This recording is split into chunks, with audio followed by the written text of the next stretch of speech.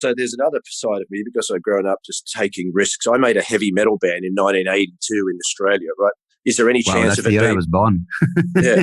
So is there any chance of it being a success? No, nothing's going to happen in Australia. Yeah. The only way for something to happen is for me to get it overseas. It's the only way for it to happen. So I could look at that and go, is it worth it? Well, if you looked at it logistically and realistically, you'd probably come to the conclusion, no. But I thought, well, yes, I don't give a fuck. I'm doing it anyway. Yeah.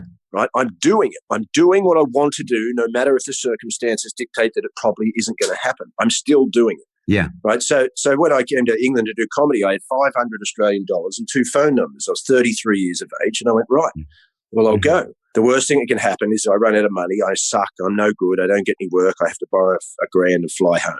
Right. And this is for the comedy, the comedy career. Yeah. So, but I know that most people at 33 years old wouldn't take that chance.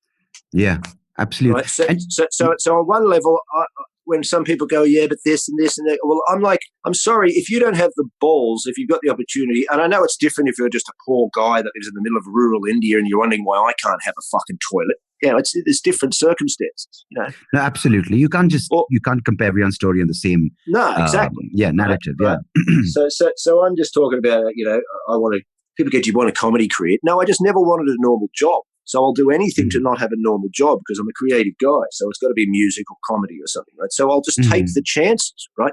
Plus, I also thought that, well, what are the other chances that these people wrap security around? Oh, I worked in the factory all my life and it's good because at the end they'll give me this and they'll give me that. You know what? They might not, right? They might go, oh, we ran out of money. Sorry. Bye. The whole illusion that your security is somehow wrapped up in just joining into this system is also an illusion. There's no security. There's no security in life for anyone.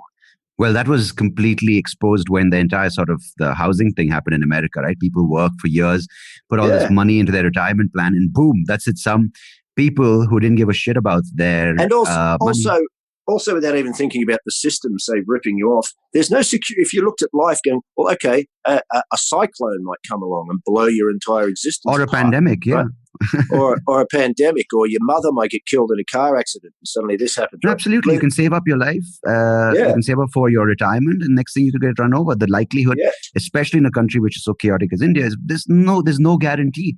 And I think that's what the lockdown showed people, because the conversation you're talking about this whole thing about having security, getting these things, that the check boxes ticked, right? Like at this age, you get a degree. At this age, you get your first job. Then you get a promotion. Then you find someone to marry. Then you have a child with them. Then you get an apartment. You rent it. You buy it. Then you have a safety net. You get a sort of fixed deposit.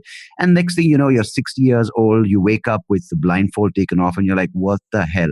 So people suddenly are asking in India, going, "Okay, the alternate careers. Why do we need security?"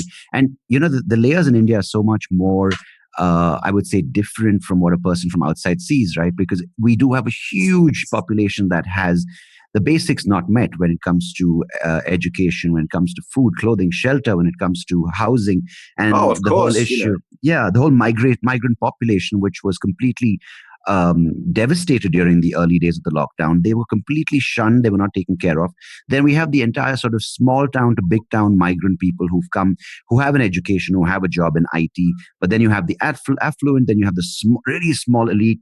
So there's so many different people who all have different aspirations. And within each community or within each group, you have people who are trying to break these barriers. So it's amazingly rich. The dialogue is very rich, and I'm glad that we're starting somewhere,